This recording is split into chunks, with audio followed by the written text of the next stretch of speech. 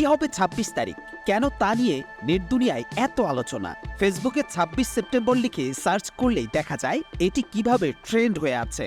ফেসবুকের তথ্য মতে এই বিষয়টি নিয়ে ১,৪৬,০০০-এরও বেশি ব্যবহারকারী কথা বলছেন। ২৬ সেপ্টেম্বর নিয়ে সামাজিক যোগাযোগ মাধ্যমে ব্যাপক আলোচনার ঝড় উঠেছে।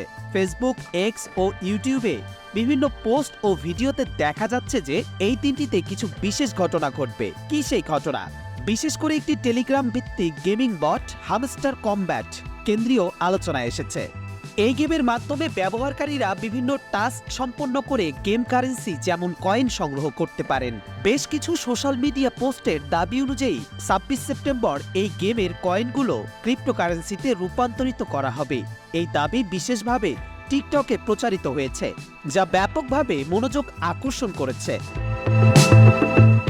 যদিও অনেকেই এই গুজবকে গুরুত্ব দিচ্ছেন, বিশেষজ্ঞরা মনে করেন যে এ ধরনের তথ্যের প্রকৃততা যাচাই করা জরুরি। এ ধরনের গুজব সাধারণত অর্থ উপার্জনের উদ্দেশ্যে ছড়ানো হয়। গেমিং বটের নির্মাতাদের পক্ষ থেকে দাবি করা হলেও বাস্তবিকভাবে কয়েনগুলো ক্রিপ্টোকারেন্সিতে রূপান্তরের সম্ভাবনা অনেকটাই সন্দেহজনক। একাধিক টেলিগ্রাম গেম মাঝে মধ্যে তাদের গেমস কারেন্সি ক্রিপ্টোকারেন্সিতে রূপান্তরের সুযোগ দেয়, কিন্তু এসব নিয়ে কোনো নিশ্চিত তথ্য পাওয়া যায়নি। অনেকে এমন ধারণা করেছেন যে যদি এভাবে বড় অঙ্কের অর্থ উপার্জন করা সম্ভব হতো তাহলে মানুষের জীবনের অন্যান্য কাজের প্রয়োজন হতো না। হামস্টার কমব্যাটের ৩০০ মিলিয়ন ফলোয়ারের মধ্যে যদি সবাইকে $2ও দেয়া হয় তবে এটি বিপুল পরিমাণ অর্থের প্রয়োজনীয়তা তৈরি করবে। এমন অর্থ প্রদান করা সম্ভব কিনা সে বিষয়ে প্রশ্ন উঠছে। বিশেষজ্ঞরা পরামর্শ দেন যে সামাজিক যোগাযোগ মাধ্যমে ছড়িয়ে পড়া এমন গুজবের পেছনে অনেক সময় অর্থনৈতিক লাভের উদ্দেশ্য থাকে।